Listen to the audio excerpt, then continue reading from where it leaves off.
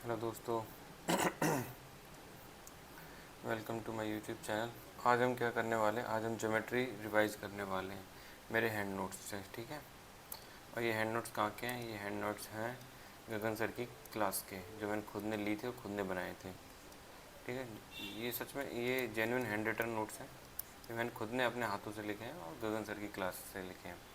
ठीक है। इनको अपन रिवाइज करके जल्द से जल्द, मतलब मिनिमम टाइम में, क्योंकि हम नोट्स क्यों बनाते हैं पता है आपको?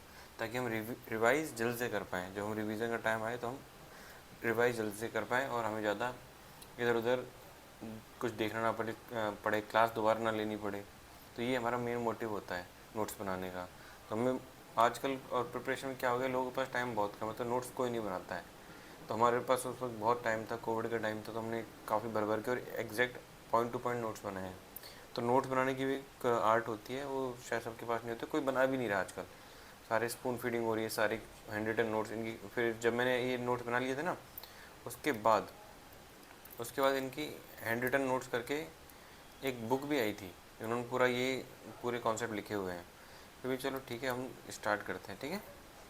देखो, मैंने पॉइंट पॉइंट का बताया था, इन्होंने सब कुछ बनाया, ये हमें पढ़ने की ज़रूरत नहीं है, ये सारी थियोरेटिकल चीज़ें हैं। हमें देखना होता है कि एक्यूट एंगल क्या होते हैं। एक्यूट एंगल क्या होते हैं? एक्यूट एंगल होता है जो कि 90 से कम होता है। 90 से कम जो भी एंगल होता है वो एक्यूट एंगल होता है, लेस देन 90। ठीक है। और राइट एंगल जो 90 डिग्री का, जैसे हमें राइट एंगल ट्राइंगल भी हम पढ़ते हैं। ठीक है। ये हो गया। ऑब्ट्यूस एंगल होता है जिसमें जो 90 से तो बड़ा हो पर 180 से छोटा हो, इन दोनों के बीच में है, उसे हम ऑब्ट्यूस एंगल कहते हैं। स्ट्रेट एंगल जो लाइन लाइन होता है वो स्ट्रेट एंगल होती है, कि इसका पूरा हम कहते हैं ना, इसका मान 180 डिग्री होता है। तभी तो हम ऐसे करते हैं कि कोई भी ऐसे आया तो ये थीटा, ये थीटा हो गया, ये 180 माइनस थीटा हो गया, क्योंकि इस पूरी की वैल्यू 180 होती है। ठीक है। रिफ्लेक्स एंगल, रिफ्लेक्स एंगल होता है, रिफ्लेक्स एंगल होता है 180 से बड़ा और 360 से छोटा, जो भी एंगल होगा वो रिफ्लेक्स एंगल होगा। ठीक है। और कंप्लीट एंगल 360 डिग्री होता है। ठीक है।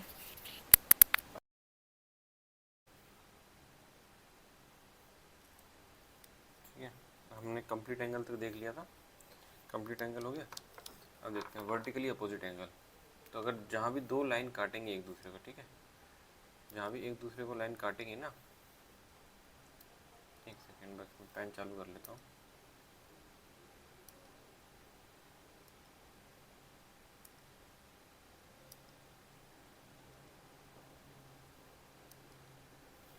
जहाँ भी दो लाइन एक दूसरे को काटेंगे, जहाँ भी दो लाइन एक दूसरे को काटेंगे, वहीं ये वर्टिकली अपोजिट एंगल बनता है। इस एंगल के बराबर ये एंगल होगा और इस एंगल के बराबर ये एंगल होगा। अगर ये एक्स, ये थीटा है तो ये 180 माइनस थीटा हो जाएगा। ठीक है। अब आता है इम्पोर्टेंट जो कंसेप्ट होता है, एंगल बाइसेक्टर। तो एक इंटीरियर होता है, एक एक्सटीरियर होता है। इंटीरियर क्या होता है? अगर जैसे ये दो एंगल हैं, ठीक है, इन दो एंगल को अंदर से कोई काटेगा तो वो इंटीरियर, जैसे नाम है ना इसका, इंटीरियर एंगल बाइसेक्टर, तो ये इंटीरियर एंगल हो गया। और एक्सटीरियर मतलब इसके जो दो एंगल बने, हम जैसे हम एक लाइन है, इसमें से ये एक इंसिडेंट रे है, अगर ये एक थीटा, ये एक एंगल बना है, तो ये भी तक एंगल बना है, ये इसका एक्सटीरियर एंगल है, कि भाई बाहर से है, तो ये एक्सटीरियर हो गया। तो इसी को अगर कोई लाइन जो दो इक्वल इक्वल पार्ट्स में डिवाइड करेगी, उसे हम बोलेंगे एक्सटर्नल एंगल बाइसेक्टर। ठीक है। तो यहाँ पे एक इंपॉर्टेंट कंसेप्ट निकल के आ रहा है, जैसे देखो ये एक एंगल था, इसका इंटीरियर एंगल बाइसेक्टर ये बना। ठीक है। और देखो, और इसके एक्सटीरियर एंगल का बाइसेक्टर कहाँ है? ये इसका एक्सटीरियर एंगल हुआ, है ना, ये इसका एक्सटीरियर एंगल हुआ, इसका बाइसेक्टर ये रहा। अब इन दोनों के बीच का जो एंगल है वो 90 डिग्री होता है हमेशा। जैसे ये अगर अल्फ़ा, ये थीटा और ये अल्फ़ा है, तो अल्फ़ा प्लस थीटा हमेशा 90 होगा। ठीक है। जैसे ये इसमें लिखा भी है। तो एक इम्पोर्टेंट हो जाता है ये, मतलब इम्पोर्टेंट कॉन्सेप्ट हो जाता है। ठीक है। अगला हो गया कॉम्प्लीमेंट्री एंगल्स। कॉम्प्लीमेंट्री एंगल्स मतलब जैसे pair of angle who some is 90, जिसका सम 90 हो वो कॉम्प्लीमेंट्री एंगल होते हैं। जैसे थीटा प्लस 90, तो इस थीटा वाले एंगल का कॉम्प्लीमेंट्री एंगल क्या हो गया? 90 माइनस थीटा का कॉम्प्लीमेंट्री 90 माइनस अल्फा, जो भी आएगा वो थीटा का कॉम्प्लीमेंट्री होगा। ठीक है। ये दोनों आपस में कॉम्प्लीमेंट्री है। जैसे मान के चलो मैं बोलूँ 30 का मुझे कॉम्प्लीमेंट्री एंगल बताओ, तो आप 90 में से 30 डिवाइड करके, 30 सब्ट्रैक्ट करके जो आएगा उसे आप कॉम्प्लीमेंट्री कह दोगे। ठीक है। 60 30 का कॉम्प्लीमेंट्री है। अब आता है सप्लीमेंट्री। जैसे कॉम्प्लीमेंट्री का कॉन्सेप्ट है, सप्लीमेंट्री है जिसमें pair of angle whose sum is 180, जिन दो एंगल का सम 180 होगा उनमें हम सप्लीमेंट्री एंगल कहेंगे। ठीक है, अब ये देखो ये भी एक इंपॉर्टेंट कॉन्सेप्ट आता है पैरेलल लाइंस का। इसमें देखो ये अगर दो पैरेलल लाइंस है, दो पैरेलल लाइंस को अगर एक तिर्यक रेखा जिसे हम बोलते हैं, तिर्यक रेखा से हम काटेंगे तो 1 2 3 4 5 6 7 8 एंगल बनेंगे। उन 8 एंगल को देखो अलग अलग नामों से हम जानते हैं। ये हो गया कॉरस्पॉन्डिंग एंगल। कॉरस्पॉन्डिंग एंगल मतलब जैसे नाम सजेस्ट करते हो कॉरस्पॉन्ड्स, मतलब देखो इसकी एंगल 1 की पोजीशन देखो, एंगल 5 की पोजीशन देखो, जो ये है पॉइंट ऑफ इंटरसेक्शन उसके जस्ट राइट में है और जस्ट इसके राइट में है, तो ये एक जैसे एक स्थान में बनने वाले एंगल, इसलिए इसे हम बोल रहे हैं कॉरस्पॉन्डिंग एंगल्स। तो 1 और 5 बराबर होंगे, 2 और 6 बराबर होंगे, 4 और 8 बराबर होंगे और एंगल 3 और 7 बराबर होंगे। ठीक है, अब इंटीरियर एंगल्स। ठीक है, अब देखो इसमें जैसे इंटीरियर एंगल्स, देखो ये दो पैरेलल लाइंस के बीच में है ना, सॉरी ये दो पैरेलल लाइंस के बीच में, तो 3 और 6 का जो सम होगा वो हमेशा 180 होगा। ऐसे 4 और 5 का जो सम होगा वो 180 होगा। ठीक है, उसी को हम इंटीरियर एंगल्स बोल रहे हैं। अब देखो ट्राइंगल्स, एक ट्राइंगल हो गया ये ए बी सी, जैसे ये ए बी सी एक ट्राइंगल है, ए बी सी एक ट्राइंगल है, इसमें इन तीनों के इंटीरियर एंगल का सम 180 है और इनके एक्सटीरियर एंगल का सम जो है वो डबल हो जाएगा, जो कि 360 हो जाएगा। ठीक है, ठीक है। अब देखो क्वाड्रिलेटरल में, क्वाड्रिलेटरल में ये angle A plus B, angle A plus B बराबर होगा इनके कॉरस्पॉन्डिंग एक्सटीरियर एंगल के। ये नया कॉन्सेप्ट आपको दिखा होगा और गगन सर की क्लास में भी पढ़ाते हैं कि इन दोनों का जो सम है वो कॉरस्पॉन्डिंग एक्सटीरियर एंगल के बराबर होगा। और ये कैची कॉन्सेप्ट, सर का फेवरेट कॉन्सेप्ट है और ये इंपॉर्टेंट है, आता भी है। तो देख लीजिए कभी भी ऐसी आपको स्ट्रक्चर दिखे क्वाड्रिलेटरल, ये भी आपको ट्राइंगल जैसे दिख रहा होगा पर ये क्वाड्रिलेटरल है। ठीक है, इसमें इंटीरियर एंगल्स का सम, जो चौथा जो एंगल है ना इसके अपोजिट एंगल के बराबर होता है। जो डी सी बी है वो कॉरस्पॉन्डिंग इंटीरियर एंगल के सम के बराबर है। ठीक है, ये एक इम्पोर्टेंट कंसेप्ट है, आप इसका स्क्रीनशॉट लेके रख सकते हैं और ये काम आएगा। ठीक है, तो इसमें देखो ये दो पैरेलल लाइन के बीच बनने वाले कौन है, तो इसमें एक्स और वाई जो यहाँ पे बनेंगे उनका सम बराबर होगा इसके बीच वाले के, तो एंगल ए बराबर एक्स प्लस वाई। ठीक है, और ये भी कंसेप्ट आप देख सकते हैं। अब आता है ये, इसको अपन पैरेललोग्राम भी कह सकते हैं, कुछ भी कह सकते हैं आप इनको। ठीक है, ट्रेपेजियम जैसा स्ट्रक्चर दिख रहा है। तो अगर ट्रेपेजियम जैसे स्ट्रक्चर में ये बीच की लाइन इसको कट करेगी, तो पी क्यू जो लेंथ हम कैसे लिखेंगे, एम इंटू बी, इसका मल्टीप्लाई इससे एन इंटू ए अपॉन एम प्लस एन। ठीक है, ये एक इंपॉर्टेंट कंसेप्ट है, याद रखना। अब inequality of a triangle, inequality of triangle, acute angle triangle, अगर इस नाम सजेस्ट है इसमें तीनों एंगल 90 से छोटे हैं वो एक्यूट एंगल ट्राइंगल हो गया। राइट एंगल ट्राइंगल जिसमें एक ट्राइंगल 90 का हो, ऑब्ट्यूस एंगल ट्राइंगल जिसमें कोई एक एंगल 90 से बड़ा हो, ये एक इसका स्टैंडर्ड है। ठीक है, बेस्ड ऑन साइड, साइड के बेसिस पे ट्राइंगल के 3 नाम होते हैं, स्केलिन, आइसोसेलेस और इक्विलैटरल। ठीक है, स्केलिन में तीनों एंगल बराबर नहीं होते, तीनों भुजाएं बराबर नहीं होती। आइसोसेलेस में 2 भुजाएं बराबर होती हैं, 2 एंगल बराबर होते हैं। इक्विलैटरल में तीनों भुजाएं बराबर होती हैं, तीनों एंगल बराबर होते हैं। Area of triangle, area of triangle लिखने के काफ़ी तरीके होते हैं। एरिया बराबर half A into H, side into corresponding height, उस साइड की कॉरस्पॉन्डिंग हाइट। ठीक है, जैसे अगर मैं 1/2 ये वाला आधार लूँ तो इसकी कॉरस्पॉन्डिंग हाइट ये h1 है। अगर मैं ये वाला बेस ले रहा हूँ तो इसकी कॉरस्पॉन्डिंग हाइट ये है। अगर ये वाला बेस ले रहा हूँ तो इसकी कॉरस्पॉन्डिंग हाइट ये है। तो ये कॉरस्पॉन्डिंग साइड बोला जाता है। और तीनों जो हाइट होती है उनका रेशो ये 1/a 1/b 1/e के बराबर होता है। ठीक है, perimeter a plus B plus C होता है। सेमी पेरीमीटर तीनों का, पेरीमीटर का आधा सेमी पेरीमीटर, सेमी मतलब आधा होता है। हीरोज फॉर्मूला ये भी इंपॉर्टेंट है याद करने के लिए, under root semi perimeter S minus A S minus B S minus C. ठीक है, एक कंसेप्ट है कि भाई ग्रेटर एंगल मतलब जो होगा sum of any two sides of a triangle is always greater than third side, मतलब किन्हीं दो भुजाओं का योग तीसरी भुजा के बड़ा होता है और उनका डिफरेंस उस भुजा के छोटा होता है। ठीक है,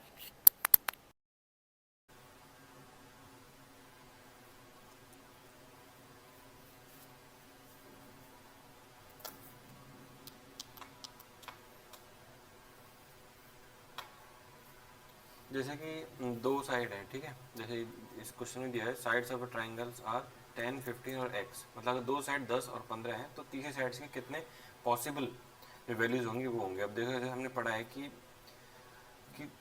जो तीसरी साइड है ना वो दोनों साइड की डिफरेंस से तो बड़ी होगी, 10 और 15 का डिफरेंस है 5, इससे स्ट्रिक्टली बड़ी तो होगी बट इसके जो सम है उससे छोटी होगी, तो वही चीज़ यहाँ पे लिखा हुआ है।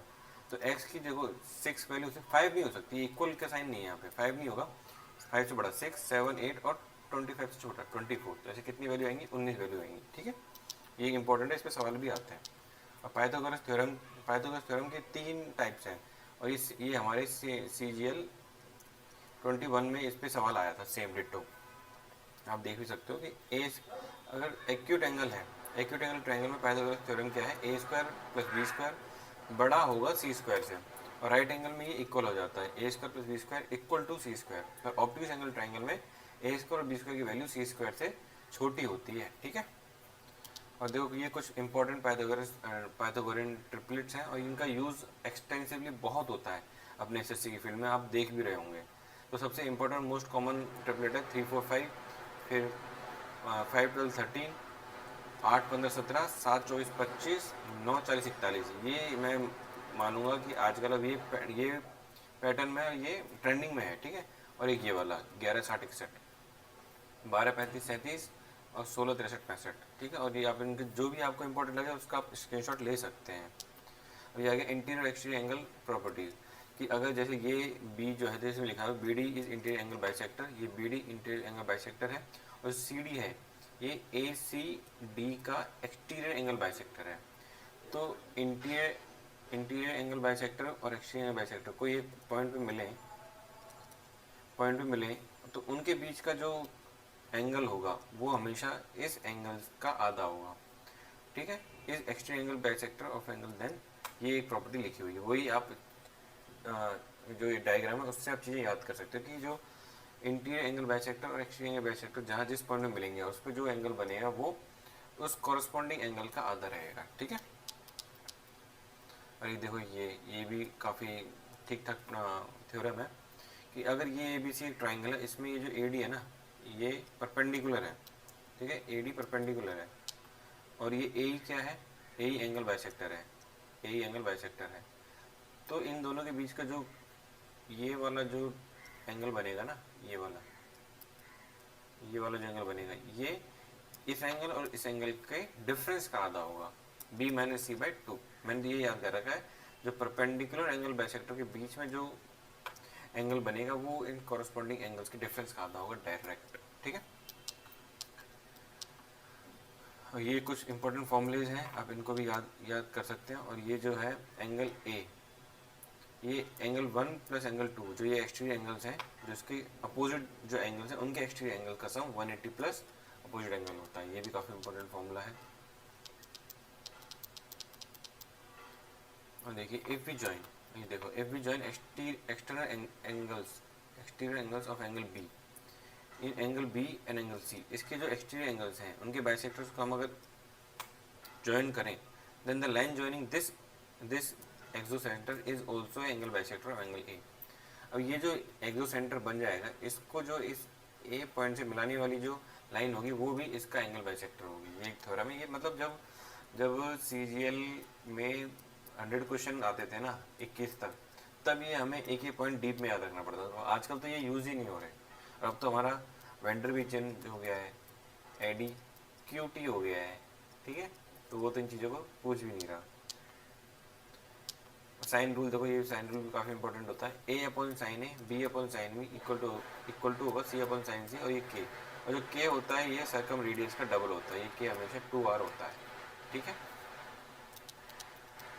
और ये ABC क्या है, ये साइड की लेंथ है, ठीक है, ये साइड की लेंथ है।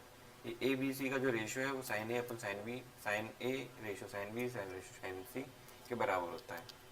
अब देखो ये इम्पोर्टेंट, मोस्ट इम्पोर्टेंट जो होता है इसका concept, most important concept of trigonometry ये है, ये 3 ट्राइंगल, पहला 30, 60, 90 वाला, दूसरा 45, 45, 90 वाला, तीसरा 75, 15, 75, 90 और ये चौथा, ठीक है। तो देखो पहला 30 60 90 में 30 के कॉरस्पॉन्डिंग जो साइड होगी ना उसकी वैल्यू 1 होगी, जैसे इसमें लिखा भी है। 60 की कॉरस्पॉन्डिंग साइड रेशो 3 के बराबर √3 के बराबर होता है, और साइन 90 की जो अपोजिट साइड है वो 2 के बराबर होगी। 30 के सामने वाली साइड रूट 30 के सामने वाली साइड 1, 60 के सामने वाली साइड √3 और 90 के सामने वाली 2। अगर जैसे मैं यहाँ पे आपसे बोल दूँ, ठीक है, मैं आपसे बोलूँ कि जैसे ये इस साइड की वैल्यू है 20, तो मैं अगर आपसे AC पूछूँ तो आप क्या बोलोगे, इसका आधा साफ, क्योंकि 1 है ना तो ये 10 हो जाएगी। और इसका मैं पूछूँ जो C है ये कितनी आएगी, इसका √3 टाइम्स, तो 10√3। ठीक है, ये सिंपल, ऐसे हम डायरेक्टली उड़ा सकते हैं सवाल को। और जैसे को देखो ये वाला ट्राइंगल आ गया 45 45 90। और इसका क्या होगा, इसमें 1 1 √2 कि अगर 45 के सामने की साइड 1 का रेशो 1 होगा, इसका रेशो 1 होगा, 90 के सामने वाले का रेशो √2 होगा। और ये 15 75 90 ये भी इम्पोर्टेंट है, ठीक है, ये भी इम्पोर्टेंट है। तो 15 के सामने वाली जो साइड होगी उसका रेशो √3 - 1, 75 की सामने वाली का √3 + 1, और 90 के सामने वाली का √2। ऐसे 30 जो ये जैसे मान के चलो, जैसे ये मान के चलो आप कि ये एक ऐसी साइड है, मान लो ये साइड है, ठीक है, ये 120 है, ये 30 है और ये भी 30 है। तो 30 के सामने वाली भुजा 1, ये 30 के सामने वाली साइड 1, और ये 120 जो एंगल होगा इसकी सामने वाली भुजा √3 टाइम्स होगा, ये रेशो होगा, ठीक है इनका, जैसे इसमें लिखा भी है। ओके सर,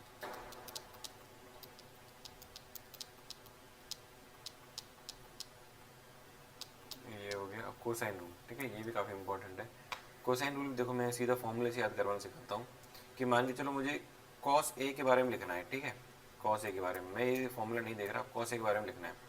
तो मैं क्या करूँगा, इसके जो ये दो साइड हैं जो भी मिल रही हैं, कोई भी एंगल आपको दिखना हो उसके साइड, उससे जो जो जिन दो साइड से मिलके वो एंगल बन रहा है ना, उनका स्क्वायर ऐड करना है, C² + B², और माइनस कर देना है अपोजिट वाली साइड को, और इन्हीं दोनों साइड का मल्टीप्लाई आएगा, ठीक है, ये होता है सीधा।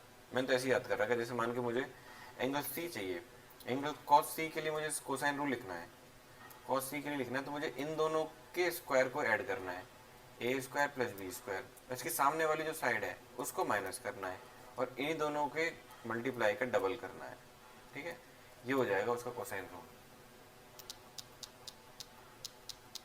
आगे चलते हैं, और भी बहुत इंपॉर्टेंट, ये देखो स्टुअर्ट्स थ्योरम, भाई बहुत ही, जब 200 नंबर का मैथ आता तो बहुत ही तगड़ी ये थ्योरम थी। इसमें क्या है, स्टुअर्ट्स थ्योरम में किसी भी सीवियन निकालने के लिए, सीवियन क्या होता है, सीवियन ये होता है कि किसी भी ट्राइंगल के अपोजिट जो वर्टेक्स है उससे सामने वाली साइड पे मिलाने वाली कोई भी रेखा, कोई भी लाइन, उसको हम सीवियन कहते हैं, ठीक है, ये सीवियन होती है। अब मान के चलो मैं आपसे बोलूँ कि जो परपेंडिकुलर है, ये जो परपेंडिकुलर है इस पर, क्या ये सीवियन है, बिल्कुल सीवियन है। ये एक ऐसी स्पेसिफिक सीवियन जिसका नाम हमने परपेंडिकुलर रख दिया है, मतलब कोई भी, जैसे देखो एंगल बाइसेक्टर ये भी एक सीवियन है, पर ये इसका कोई प्रॉपर्टीज है तो हमने इसका स्पेसिफिक नाम लिख दिया कि एंगल बाइसेक्टर, ऐसा कि ऐसी लाइन जो दोनों इक्वल, जो अपोजिट एंगल को दो इक्वल पार्ट्स में डिवाइड करे, तो ये स्पेसिफिक प्रॉपर्टी में सारी सीवियन होती हैं ये, ठीक है। और हम सीवियन की लेंथ निकालने के लिए हमें ये यूज आती है स्टुअर्ट थ्योरम। तो स्टुअर्ट थ्योरम क्या कहता है, इस वाली साइड का स्क्वायर गुणा ये A² गुणा n, B² गुणा m बराबर होगा x² + x²c + mnc, ठीक है, मतलब इस वाली साइड का square multiply by this ratio plus B² multiply by this ratio equal to x² entire length, entire side की लेंथ प्लस mnc, ये मल्टीप्लिकेशन में तीनों, ठीक है। Special case in isosceles, isosceles में क्या हो गया, ये दोनों साइड जो हम A और B कह रहे थे इक्वल है, तो ये A² + n + m, x² + mn, तो ये C से C कट गया, A² बराबर x² + mn, तो यहाँ पे सीधा x² की वैल्यू आ गई A² - mn, ठीक है। इंटीरियर एंगल बाइसेक्टर थ्योरम है कि इस साइड और इस साइड का जो रेशियो होगा वो इस और इस साइड के बराबर होगा। मतलब A B ratio A C, A B ratio A C, A B ratio A C बराबर होगा B D ratio D C के, ठीक है। और लेंथ ऑफ एंगल बाइसेक्टर ये होगा एक्स स्क्वायर बराबर A B minus M N. और ये एक्सटीरियर एंगल बाइसेक्टर थ्योरम में सेम है। कभी कभी क्या हमें बहुत ही इंपॉर्टेंट होता है इन कुछ कुछ वैल्यू को रिमेंबर रखना, मतलब बाय हार्ट रिमेंबर हो, दिया हो ना हो, तो हमें काफ़ी हेल्प मिलती है। देखो ये मेरे नोट्स हैं, ये मेरे खुद के क्लास नोट्स हैं, मैंने ये सब ऊपर लिखा हुआ है इंपॉर्टेंट चीज़ें। ऐसे भी आप कभी नोट्स बना रहे हो तो ऐसी इंपॉर्टेंट चीज़ें ऊपर हाईलाइट करके लिख लिया करो, ठीक है। ये क्या कंसेप्ट है, median always divides the triangle into two equal parts. बिल्कुल सही बात है कि मीडियन है, ये दो इक्वल पार्ट में रहेंगे, इनका एरिया बराबर रहेगा, ठीक है, और ये साइड भी बराबर रहेंगी। Areas of triangle form on the same base between the two parallel lines is always same, ठीक है। ये थेल्स थ्योरम आ गई। थेल्स थ्योरम हमेशा पैरेलल लाइंस के लिए होती है। अगर जो बेस के पैरेलल कोई लाइन ड्रॉ की जाए तो उससे बनने वाली जो दो साइड है उनका रेशो अपोजिट साइड के रेशो के बराबर होता है कि A D upon A B बराबर A E upon E C equal to D C upon B C, ठीक है। कन्वर्जेंस ऑफ थेल्स थ्योरम, अगर रेशो बराबर है, कन्वर्जेंस मतलब उल्टा, कन्वर्जेंस मतलब उल्टा, उल्टा इसका ट्रू है। अगर ये रेशो बराबर है तो ये लाइन पैरेलल होंगी, ऐसा कहना चाह रहा है ये, ठीक है। अगर ये रेशो बराबर है तो lines we conclude that lines parallel है। Mid point theorem, mid point theorem क्या कहते हैं, अगर दोनों ये ट्राइंगल ए बी सी में ए बी और ए सी के मिड पॉइंट्स को अगर ज्वाइन कर दिया जाए तो ये जो साइड है ये हमेशा तीसरी साइड की पैरेलल होगी और इनका रेशो 1:1 होगा, ठीक है। Convergence of mid point theorem, अगर D is the midpoint of AB, A is line a line DE, DE is drawn parallel to BC, so E also be midpoint of the AC। अगर midpoint से कोई parallel line खींची जाए तो वो भी सामने वाले की midpoint पे जाके ही मिलेगी, ये किसका कहने का मतलब है। और ये देखो ये भी काफ़ी इंपॉर्टेंट डायग्राम हो जाता है, सीधा Z की वैल्यू निकालना आ जाता है, कभी कभी Z आ जाएगा XY अपॉन X+Y, ठीक है। अगर इस Z को कभी हम ऐसी कोई डायग्राम आपको दिखे तो Z की वैल्यू डायरेक्ट याद करो XY अपॉन X+5, तभी आपका टाइम बचेगा ना एग्जाम में। ये कॉन्ग्रुएंसी के आगे SSS, SAS, AAS ये कॉन्ग्रुएंसी के हैं, ठीक है। RHS ये सारे आप आइसोस ट्राइंगल, ऑल्टीट्यूड ये सारे देखो मैंने A to Z लिखा हुआ, कोई भी आपको कॉन्सेप्ट लग रहा हो आप उसका स्क्रीनशॉट ले सकते हो। Perpendicular bisector of AB, if C is a midpoint on it joins with the A and B, so ये ठीक है। रोटेशन ट्रिक, ये देखो ये क्वेश्चन होते थे, ये पहले वाले पैटर्न में ये इंपॉर्टेंट हो जाते थे सवाल, अब आजकल नहीं पूछे जा रहे। ये मेरे 2020 के, मैंने ये नोट्स 2020 में बनाए थे। मास पॉइंट ज्योमेट्री एमपीजी का भी पहले बहुत वेटेज होता था।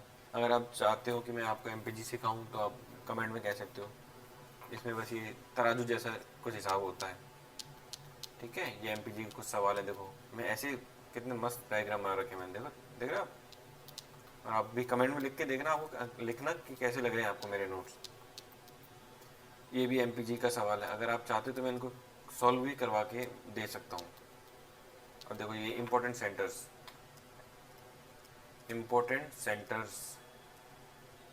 ऑफ ट्राइंगल, ठीक है। देखो सबसे पहला था इन सेंटर होता क्या है, centre of in circle is called in centre. ओहो ये मैंने क्या बोल दी। अब ये इन सर्कल क्या होता है, इन सेंटर क्या होता है, ये देखेंगे। Incentre always lie inside the triangle, incentre is equidistance from all the side of triangle, बिल्कुल ठीक है। और इन सेंटर होता क्या है, देखो ये लिख रखा है, intersection point of all the 3 angle bisector. ये इंपॉर्टेंट टॉपिक, ये इंपॉर्टेंट कीवर्ड है कि एंगल बाइसेक्टर को तीनों एंगल बाइसेक्टर जिस पॉइंट पे मिलते हैं, मिलाने वाला बिंदु कहलाता है इन सेंटर। और उसके अराउंड जो सर्कल बनेगा उस सेंटर को सेंटर मान के जो सर्कल ड्रॉ करेंगे वो होगा इन सर्कल, और वो जो रेडियस होगी उस सर्कल की वो होगी इन रेडियस, ठीक है।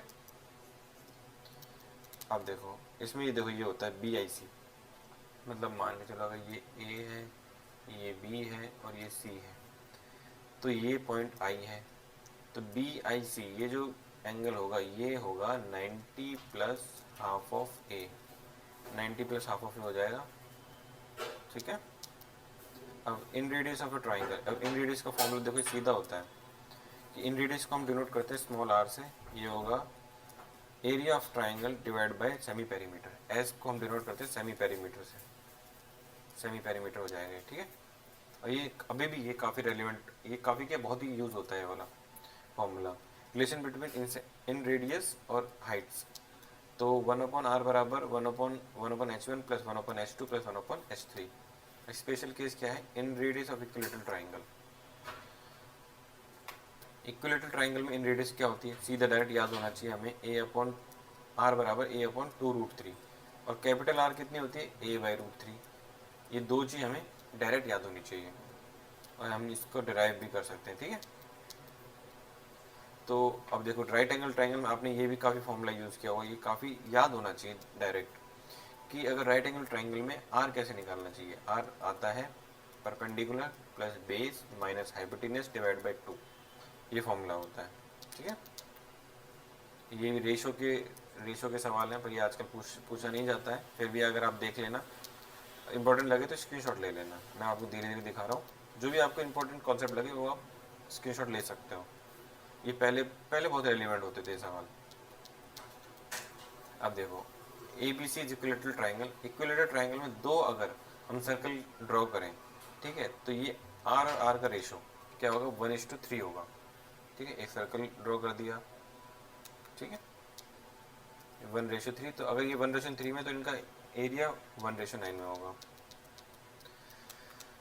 ये अगर ये देखो ये कोऑर्डिनेट ज्योमेट्री का भी सवाल हो सकता है, पहले हमने इसी में लिख दिया था, कोऑर्डिनेट ज्योमेट्री इसी में लिख दिया था। अगर 3 हमें कोऑर्डिनेट्स दिए हो तो उसका एरिया हम कैसे निकालते हैं, सीधा पहले ये वाला लिख देंगे, इससे स्टार्ट कर रहे हैं हम, ठीक है। ये x1 ये y1 है, x1 y1 x2 y2 x3 y3 और फिर दोबारा हम x1 y1 लिखेंगे और फिर हम क्या करेंगे 1/2 हाफ लिख देंगे, इनका ऐसा मल्टीप्लाई, इनको ऐड करना है और फिर अपोजिट मल्टीप्लाई को जो भी आएगा उसको हमको सब्ट्रैक्ट कर देना है। देखो ऐसे ही किया है मैंने इसमें, ठीक है, ऐसे सॉल्यूशन करते हैं हम।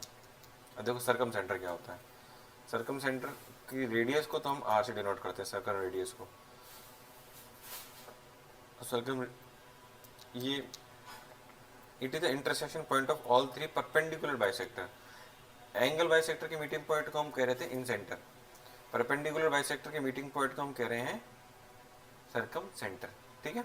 और सर्कम सेंटर की खासियत क्या होती है कि इस पे जो ये बनने वाला जो एंगल है ये अपोजिट एंगल का डबल होता है और ये प्रॉपर्टी भी है सर्कल की, ठीक है। सर्कम रेडियस का देखो ये फॉर्मूला, जैसे इन रेडियस का फॉर्मूला था ना आर बराबर डेल्टा बाई एस, ये इंपॉर्टेंट टॉपिक है, इंपॉर्टेंट फॉर्मूला। ऐसे ही इसका होता है A B C upon 4 delta, 4 delta मतलब area of the triangle, A B C तीनों साइड है, ठीक है। देखो ये काफ़ी इंपॉर्टेंट, इसको स्टार आप मार्क कर सकते हैं, मार्क कर लेना ही चाहिए कि डिस्टेंस बिटवीन सर्कम सेंटर और इन सेंटर, सर्कम सेंटर और इन सेंटर के बीच की जो डिस्टेंस होती है वो क्या होगी, अंडर रूट सर्कम रेडियस का स्क्वायर माइनस 2RR, ठीक है। पोजीशन ऑफ सर्कम सेंटर ये सब थ्योरेटिकल चीज़ें हैं। जो ये सर्कम रेडियस होती है ये परपेंडिकुलर, ये अपन राइट एंगल ट्राइंगल कह रहे हैं, राइट एंगल ट्राइंगल में आर हमेशा हाइपोटेन्यूज की आधी होती है, ठीक है। शॉर्टेस्ट मीडियन इज ओबी जो कि वही है राइट एंगल हो गई। Obtuse angle triangle, obtuse angle triangle में जो सर्कम सेंटर होता है वो सर्कल से बाहर होता है, ये एक इम्पॉर्टेंट पॉइंट है।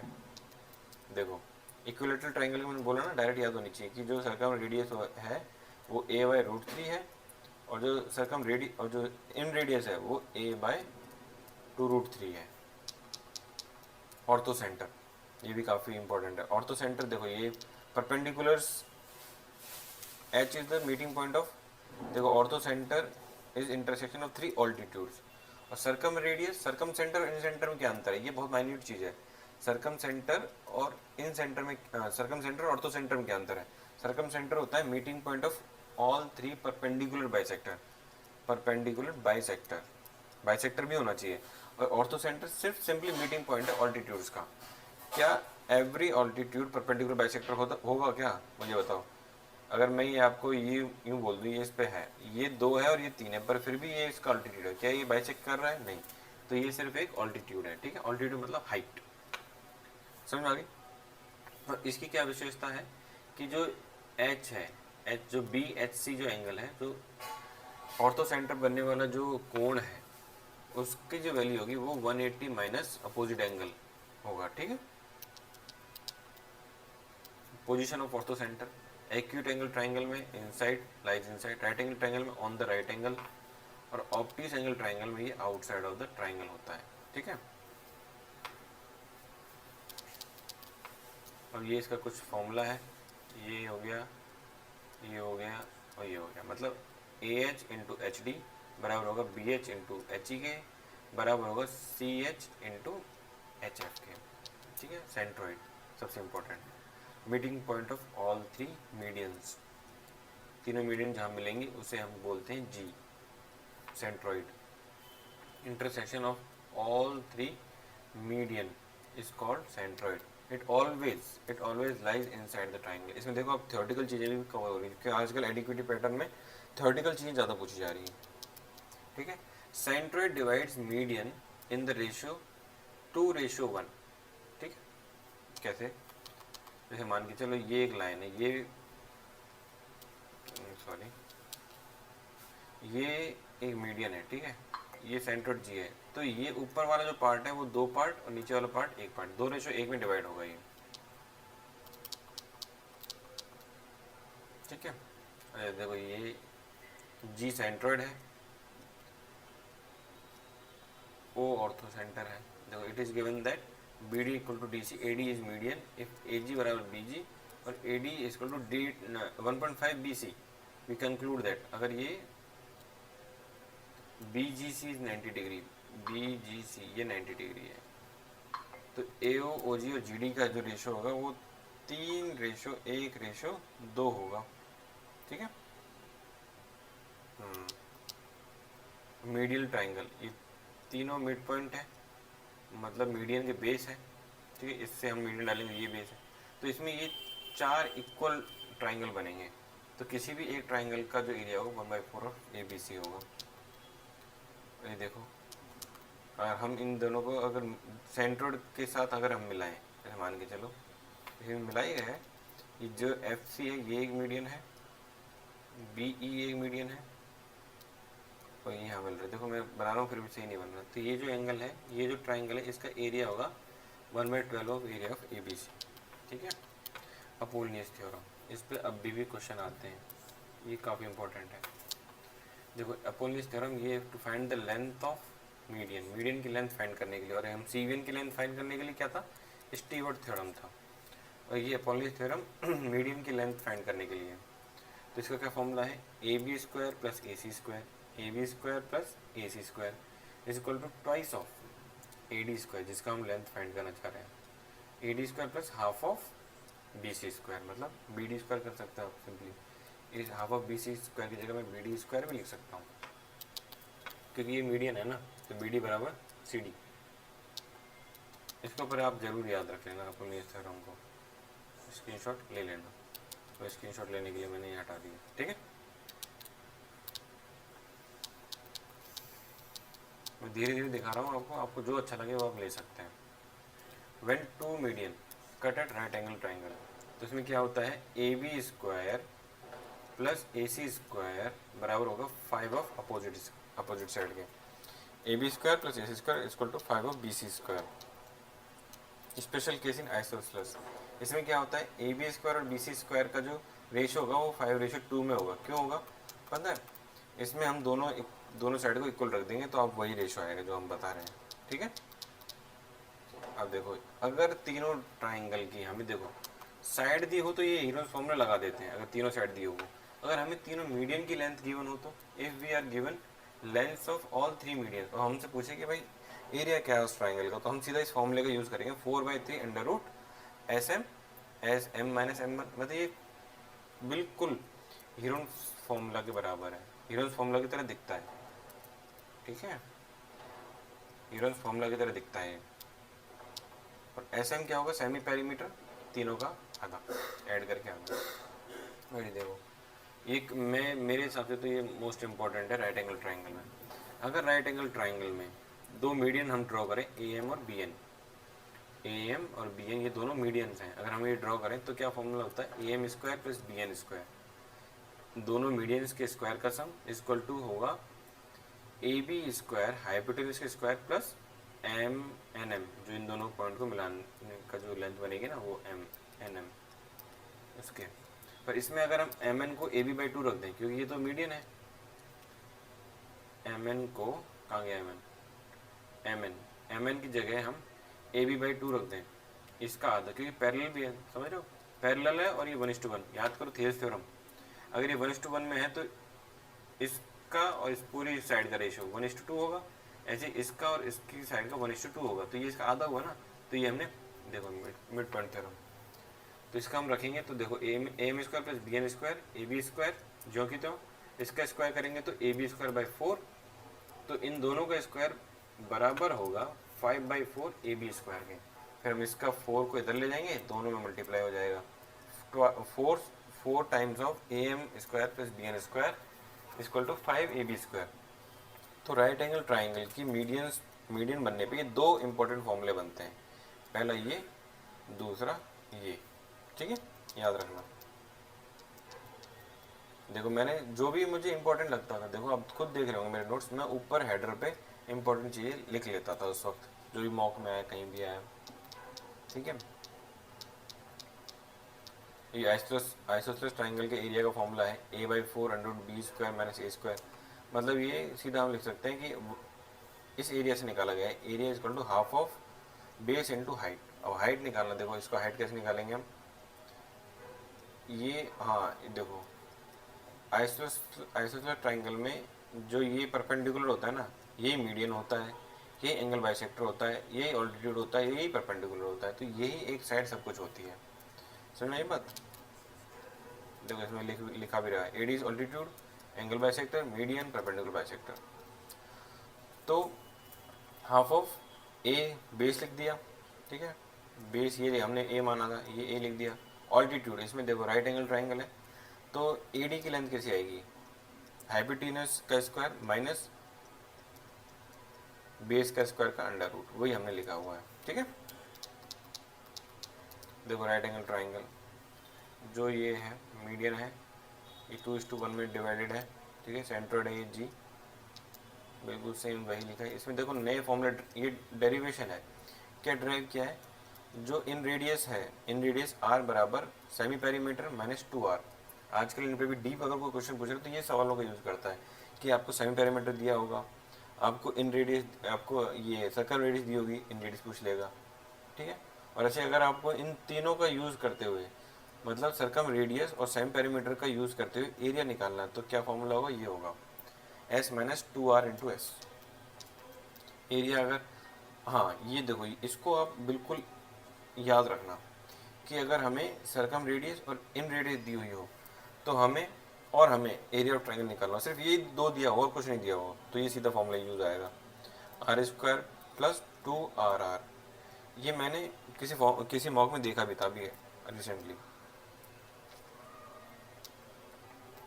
जो सर्कम रेडियस और इन रेडियस का एडिशन p + b, मतलब परपेंडिकुलर बेस के आधा होता है एडिशन के, ठीक है। देखो ये भी इंपॉर्टेंट कॉन्सेप्ट्स हैं। ये राइट एंगल ट्राइंगल का ही चल रहा है कि राइट एंगल ट्राइंगल में if in ABC D is a point, D is any point और BD ये है, तो ये दोनों, तो ये और ये वो है कॉन्ग्रुएंट और सिमिलर, कुछ भी कर सकते हो आप इस तीनों से। तो AB देखो इसमें क्या होगा, हम लिखेंगे AB by AC is equal to DC by BC, ठीक है। अब मैं इसको सीधा आपको याद करने का तरीका बताता हूँ। देखो अगर हमें BC² पूछा हो, BC² equal to CD × AC और AB² बराबर AD × AC, जस्ट ऐसे, ठीक है। और BD² बराबर इक्वल टू AD × DC। इसका तो मैं बहुत ही यूज़ करता हूँ, कभी कभी आ जाता है इंपॉर्टेंट, ये मतलब अगर किसी को डीप पूछना हो तो ये पूछेगा कि भाई राइट एंगल ट्राइंगल में दो मीडियन परपेंडिकुलर, मतलब राइट एंगल पे कट कर, राइट एंगल ट्राइंगल में मीडियन राइट एंगल पे कट कर रही है, तो बताओ क्या होगा।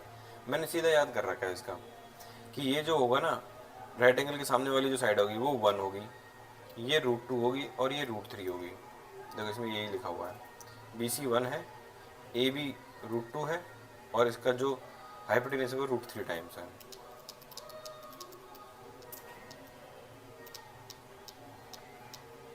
ये एरिया ऑफ ट्राइंगल हो गया, ये क्वाड्रिलेटरल्स हो गए, क्वाड्रिलेटरल्स की प्रॉपर्टी दी हुई है। अब मैं देख रहा हूँ, आप स्क्रीनशॉट ले लेना। Square inside a triangle, square inside a triangle, तो इसकी जो साइड होगी स्क्वायर की वो क्या होगी, ए बराबर XY अपॉन X+Y। याद करो जो मैं अभी बताया था कि कुछ ऐसा ऐसा था ना, उसमें हम Z निकाल रहे थे, यहाँ ये X दिया हुआ था और यहाँ Y दिया हुआ था, ठीक है। ऐसा कुछ स्ट्रक्चर था, ये Z था, ये X था और ये Y था, तो वही सेम आ रहा है ना यहाँ पे भी। अगर स्क्वायर की पोजीशन ऐसी हो तब उसकी साइड क्या होगी, X into Y into Z² plus XY। थोड़ा सा ये गणपति चल रहा है तो थोड़ा सा साउंड आ रहा है, एक सेकेंड।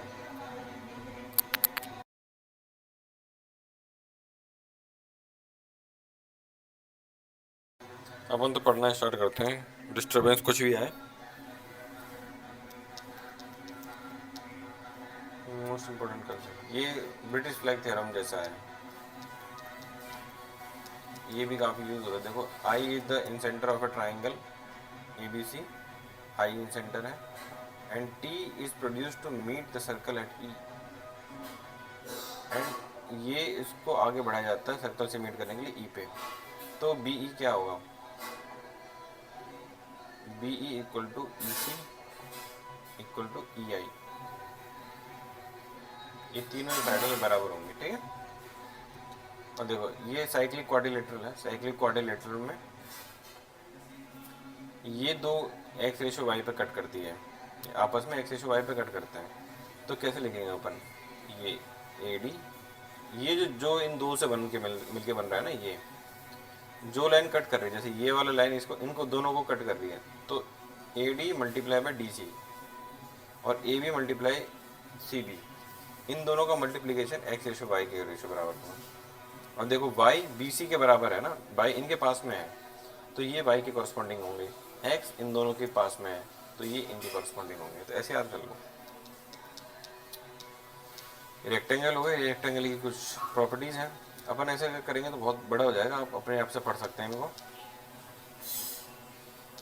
ठीक है। If we draw a rectangle maximum size on any side of a triangle, the area of rectangle will be half of the triangle, ये इसके बारे में बात कर रहा है, ठीक है। मैक्सिमम साइज का अगर हम ट्राइंगल ड्रॉ करें किसी रेक्टेंगल में तो उसका एरिया रेक्टेंगल के आधा होगा। और ट्रेपेजियम का कॉन्सेप्ट है, ये एक्स सॉरी ये तो एक्स तो हमने मान रखा है, अगर इसको हम के माने तो के इसका बराबर XY, एरिया है ये दोनों, तो इनका एरिया हो जाएगा √XY के, ठीक है। यही parallelogram, sum of the any two conjugate side is 180 degree, sum of any two conjugate angle, ये इन दोनों की बात कर रहा है। Opposite angles are equal, opposite parallelogram में अपोजिट एंगल बराबर होते हैं, opposite sides are equal, opposite side बराबर होती हैं, opposite sides are parallel. Diagonals divides the area in two equal parts, diagonal does not bisect vertex angle, इसमें ये angle bisector नहीं होते, दो अलग अलग एंगल्स होते हैं, ठीक है। इनका अब देखिए, एक डायगोनल की लेंथ है वो क्या होगी, A² + B² - 2AB, इससे एक फॉर्मूला बनता है, ये D1 का वैल्यू होगी और D2 की वैल्यू, देखो ये लिखी D2 की वैल्यू A² + B² + 2AB। अभी अगर हम दोनों को ऐड कर दें तो D1² + D2², इससे इंपॉर्टेंट फॉर्मूला आ जाता है पैरेललोग्राम में, D1² + D2² बराबर होगा ट्वाइस ऑफ A² + B² के, ठीक है। Area of parallelogram, area of parallelogram क्या होगा, AB sin थीटा, एक फॉर्मूला नहीं है तो तीन फॉर्मूले होते हैं। एरिया ऑफ ट्राइंगल AB और उनके बीच, जैसे ये मान के चलो ये A है और ये B है और इनके बीच का एंगल थीटा है, तो AB sin theta. A into corresponding height, base into corresponding height, ठीक है। और एक ये है half D1 D2 sin theta.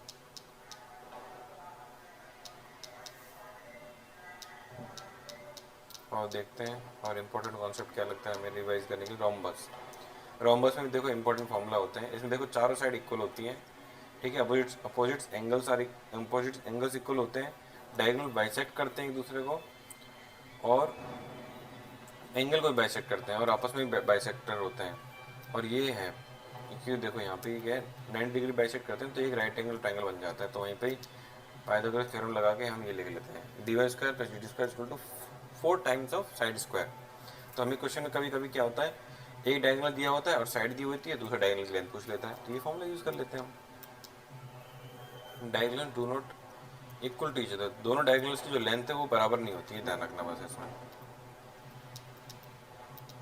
अब देखो स्केलिन कोऑर्डिनेटर, कोई भी अटर्म सटर्म कोऑर्डिनेटर, उनके मिड पॉइंट को मिलाएं तो पैरेललोग्राम बन जाता है। स्क्वायर के मिड पॉइंट्स को मिलाएंगे तो एक स्क्वायर मिलेगा, रेक्टेंगल के मिड पॉइंट को मिलाएंगे तो रोम्बस मिलेगा, और रोम्बस के मिड पॉइंट को अगर हम मिलाते हैं तो हमें रेक्टेंगल मिलेगा। पैरेललोग्राम के मिड पॉइंट्स को मिलाएंगे तो हमें छोटू पैरेललोग्राम मिलेगा, मतलब दूसरा ही पैरेललोग्राम मिल जाएगा। अब ट्रेपेजियम का देखो इंपॉर्टेंट कॉन्सेप्ट हम देख लेते हैं। दोनों डायगोनल्स को हम कट करें और उनके मिड पॉइंट्स को हम मिलाएं तो उसकी लेंथ क्या होगी, उसकी लेंथ होगी दोनों के डिफरेंस, इन पैरेलल साइड्स की डिफरेंस का आधा। ठीक है, इसमें देखो ये इंपॉर्टेंट एक हो जाता है, ABCD trapezium, sides are given and diagonals are जो भी है। अब देखो इसमें क्या फॉर्मूला है, d1 square plus dt square बराबर होगा सी स्क्वायर। सी स्क्वायर क्या है यहाँ पे, नॉन पैरेलल साइड है, सी और डी स्क्वायर, सी और डी नॉन पैरेलल साइड है तो उनके स्क्वायर का सम प्लस पैरेलल जो साइड होंगी उनका मल्टीप्लिकेशन का डबल बराबर होगा। तो dy square plus dt square C square plus D square plus 2ab इसके बराबर होगा। और area of trapezium sum of parallel side into height, उसका आधा याद रखना, half of sum of parallel side into height. देखो ये तो अभी मैंने रिसेंटली खूब देखे हैं, खूब आता है मॉक में भाई, कि अगर if we draw angle bisectors of two consecutive angles, किसी भी क्या बोलते हैं क्वाड्रिलेटरल के दो कॉन्जिक्यूटिव एंगल्स के हम एंगल बाइसेक्टर ड्रॉ करें और उनको कहीं बीच में मिलाएं, तो उस वाले सी ओ डी का क्या वैल्यू होगी, सी ओ डी की, इस वाले एंगल की, जो बाकी दो एंगल रह गए ना उनके सम का आधा, ए प्लस बी बाई 2। देखो सर्कल, ये सेगमेंट होता है, ये लार्जर सेगमेंट या मेजर सेगमेंट, ये माइनर सेगमेंट, ये सेक्टर होता है, ये माइनर सेक्टर होता है, ये मेजर सेक्टर होता है। ठीक है, ये क्वार्टर सर्कल होता है, ये क्वार्टर सर्कल है, ये सेमी सर्कल है, और ये जीवा है आपके लिए कॉर्ड। ठीक है, ये इधर ये पहली प्रॉपर्टी, पहली इंपॉर्टेंट प्रॉपर्टी कि अगर हम ये ए भी एक आर्क है, इसको अगर हम इसके दोनों साइड को हम दूसरे अपोजिट सेगमेंट में मिलाएं तो उसके बीच का कोण वो आधा होगा सर्कल बने हुए कोण का। ठीक है, ऐसे ही ये इस आर्क द्वारा अपोजिट जो सेगमेंट होता है उस पर कहीं भी कोण बनाएगा तो बराबर होंगे तीनों। अगर हम किसी सर्कल के डायमीटर को सर्कमफेरेंस में मिला दें तो इनके बीच का जो बनने वाला एंगल होगा वो 98 डिग्री होगा। अल्टरनेट सेगमेंट थ्योरम कि टेंजेंट और कॉर्ड के बीच का जो एंगल होगा वो उस कॉर्ड को अपोजिट सेगमेंट में मिलाने वाले कोण के बराबर होगा। ये लिखा हुआ देखो, angle between tangent and chord is equal to the angle made on alternative segment by that chord. ठीक है, आसान भाषा में मैंने बस समझा दिया था आपको। ये साइक्लिक कोऑर्डिनेटर है, साइक्लिक कोऑर्डिनेटर में अपोजिट एंगल का सम 180 होता है, और ये जो एक्सटीरियर एंगल वो अल्टरनेट अपोजिट एंगल के बराबर होता है। एक्सटीरियर एंगल ऑफ CBA बराबर ADC। प्लॉटनीज थ्योरम अंग्रेजों का नाम है पर हमको सिंप्लीफाई करना है। साइक्लिक कोऑर्डिनेटर्स में अपोजिट साइड्स का मल्टीप्लिकेशन का सम, ऐसे कर सकते हैं अपन। देखो अपोजिट साइड्स के मल्टीप्लिकेशन का सम है वो डायगोनल्स के मल्टीप्लिकेशन के बराबर है। AC into A into C plus B into D equal to D1 into D2। ठीक है, और ये देखो दो chord, intersection of two chords, when two chords intersect each other internally, important internally, तो उनके बीच का जो एंगल है वो हमने लिखा हुआ है AOD प्लस BOC बाई 2 बराबर x प्लस वाई बाई 2। ठीक है, ये एंगल हमें दिया हुआ होंगे दो, ये दो एंगल हमें दिए हुए होंगे, हमसे ये एंगल पूछा जाएगा। ये दोनों वर्टिकली अपोजिट है तो बराबर होंगे, हमसे ये एंगल पूछा जाएगा, ध्यान रखना। ये एक्सटर्नली इंटरसेक्ट एक्सटर्नली, तो उसमें यहाँ प्लस था, यहाँ माइनस हो जाएगा, x minus by by two. ठीक है, ये डायग्राम देखो, इस डायग्राम में आप याद रखें इसको, सी ओ डी, ये जो एंगल है ये ए ओ बी का आधा है, ए ओ बी, और ये एक्स सर्कल है। जो, जो दो ये दो एंगल हैं, इनके एक्सटीरियर एंगल को मिलाएंगे, एक्सटीरियर एंगल बाइसेक्टर मिलाएंगे, जहाँ पॉइंट मिलेगा उसकी लेंथ ये एक्स रेडियस हो जाएगी, और ये सर्कल जो बनेगा ये एक्स सर्कल हो जाएगा। अब देखो, जैसे मैंने वो सवाल किया था, ये सीधा याद है मुझे, क्या याद है कि AP, अगर मुझे AP निकालना है तो मुझे इन दोनों की जो साइड, जिस दो साइड से बन रहा है ना, उनका सम, और उसका सम B प्लस C सम करना है, और अपोजिट साइड को माइनस कर देना है और उनका आधा कर देना है। ये AP और AQ के में होगी। अगर मुझे QC निकालना है, बिना इनको देखे QC निकालना है, तो मैं इन दोनों को ऐड करूँगा, B प्लस A करूँगा और C को माइनस कर दूँगा बटे 2। ठीक है, देखो A plus B minus C, ऐसे याद करना है भाई, फॉर्मूले से याद करना है ताकि हमें रिकॉल अच्छा हो। अब देखो ये एक्स सर्कल है, ठीक है, अब ये एक्स सर्कल है, और ये जिस ट्राइंगल बन रहा है उसका पैरामीटर बराबर होगा ट्वाइस ऑफ पी सी के, ये इस लेंथ के डबल होगा। ठीक है, और ये देखो पी सी और पी डी टेंजेंट है, तो किसी एक्सटर्नल पॉइंट से, मतलब किसी सर्कल पे एक्सटर्नल पॉइंट से ड्रॉ की गई दो टेंजेंट लेंथ में बराबर होती हैं। ये वाला हमने प्रॉपर्टी यूज़ करी यहाँ पे। देखो ये भी कभी कभी पूछ लेता है कि ये थीटा दिया होता है, ऐसे 3 बना देता है, तो मैंने डायरेक्ट याद कर रखा है, ये एक ट्राइंगल, एक सर्कल, दूसरा सर्कल, तीसरा सर्कल, तो R1 और R2, जो R1 और R2 है ना उसका मैंने ये याद कर रखा है कि 1 minus sine theta 1 plus sine theta, ये रेशो होता है, और R2 बराबर होगा under root R1 into R3 के। ये ज्योमेट्रिक प्रोग्रेशन का ये वो है मिड पॉइंट। ज्योमेट्रिक प्रोग्रेशन अगर तीन है तो उनका जो बीच का जो वैल्यू है वो उनके अंडर रूट के बराबर होता है तो इनको अगर याद कर लेंगे तो R3 भी आराम से आ जाएगा। ये साइक्लिक क्वाड्रिलेटरल है, इसमें अपोजिट सम बराबर होते हैं। ठीक है, सर्कल कॉर्ड थ्योरम में क्या है, CP इंटू PD बराबर होगा AP इंटू PB के। ये वही सर्कल कॉर्ड थ्योरम का ये बड़ा रूप है, कभी कभी पूछ लेता है तो इसलिए लिख रखा है। सीकेंट थ्योरम में क्या है, अगर किसी एक्सटर्नल पॉइंट से दो सीकेंट ड्रॉ की जाए और उस सर्कल को दो पॉइंट ऑफ डिवाइड कट करेंगे, तो PA इंटू PB बराबर होगा PC इंटू PD के। टेंजेंट सीकेंट थ्योरम उसी का एडवांस रूप, PA इंटू PA मतलब PA स्क्वायर बराबर होगा PB इंटू PC के। एक कॉन्सेंट्रिक सर्कल है, कॉन्सेंट्रिक सर्कल में MN square plus CD square MN square plus CD square बराबर होगा AB स्क्वायर के। ठीक है, और देखो ये तो मैंने अभी रिसेंटली ही किया है, अभी लाइव वॉक में, कि when two chord intersect 90 degree, अगर 90 डिग्री पे इंटरसेक्ट करती है तो रेडियस क्या होगी, A स्क्वायर उन चारों के स्क्वायर का आधा। मुझे लगता है कि ये नीचे भी है तो मुझे देखना पड़ेगा। ठीक है, स्क्वायर करेंगे उसका आधा, ना भाई नीचे नहीं है। ठीक है, नीचे नहीं है, बाहर ही है, ये दो इस अंडर रूट के बाहर है। ठीक है, अब देखो case of to circles, when to circles touches each other internally, तो R1 माइनस R2 हो जाएगा, डिस्टेंस बिटवीन सेंटर। एक्सटर्नली होगा तो हम दोनों की रेडियस को जोड़ देंगे। डू नॉट टच इधर, अगर दो सर्कल आपस में टच ना करें तो उसके कितनी पॉसिबल टेंजेंट्स हो सकेगी, 1 2 3 4, 4 ही पॉसिबल टेंजेंट है। ठीक है, एक कॉमन हो गया, एक ट्रांसफर्स, दो कॉमन दो ट्रांसफर्स, उनकी लेंथ देख लेते हैं। डायरेक्ट कॉमन टेंजेंट की लेंथ होगी अंडर रूट डी स्क्वायर मतलब डिस्टेंस बिटवीन देम माइनस उन दोनों की रेडियस के डिफरेंस का स्क्वायर। याद रखो DCT हमेशा छोटी होगी TCT के, ट्रांसफर टेंजेंट कॉमन के। देख माइनस कर रखा है, और देखो ये अगर दो सर्कल एक्सटर्नली टच करें तो DCT हो जाता है twice of under root R1 plus R2। अभी देखो TCT, इसमें प्लस आ गया ना, तो मैंने बोला ना DCT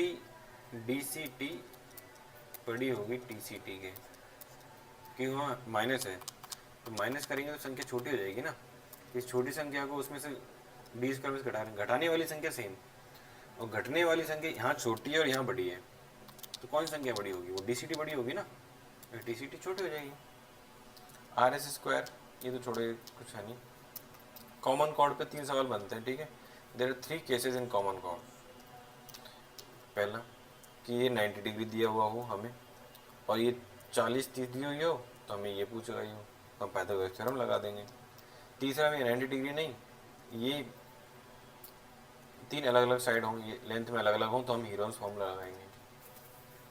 एस दिया हुआ हो तो हीरोन्स फॉर्मूला लगा दिया हमने पटाख जैसे ना, और ये एक इक्विलेटरल ट्राइंगल दिया हुआ हो हमें, तो हम इसमें क्या निकालेंगे? AC जो होगी 1√3/2 R होगी, तो हम उसका डबल कर देंगे तो AB आ जाएगा, कॉमन कोड आ जाएगा। तो यहीं क्लास समाप्त होती है। तो आप एक तो हमें फीडबैक ज़रूर दें कि फीडबैक क्या इम्प्रूव कर सकते हैं। दूसरा, अगर आपको ये वीडियो अच्छी लग रही हो तो लाइक मत करना, क्योंकि कहने से तो करोगे नहीं। अगर तुम्हें लगता है कि लाइकेबल है तो ही लाइक करना। अगर आपको लगता है कि सपोर्ट करने लायक हूँ, मेरा सपोर्ट आप, मैं अच्छा काम कर रहा हूँ तो मुझे बिल्कुल सपोर्ट करना। जैसे आप मानोगे नहीं, एक क्लास बनाने में बहुत टाइम लगता है, तो ये मेरी तरफ से आपके लिए रहेगा कि भाई सपोर्ट किया जाए। अगर कंटेंट अच्छा लग रहा हो, काम अच्छा लग रहा हो, तो आगे बढ़ने के लिए मोटिवेशन के लिए बिल्कुल सपोर्ट किया जाए। ठीक है साहब, धन्यवाद, थैंक यू सो मच। मिलते हैं नेक्स्ट वीडियो में।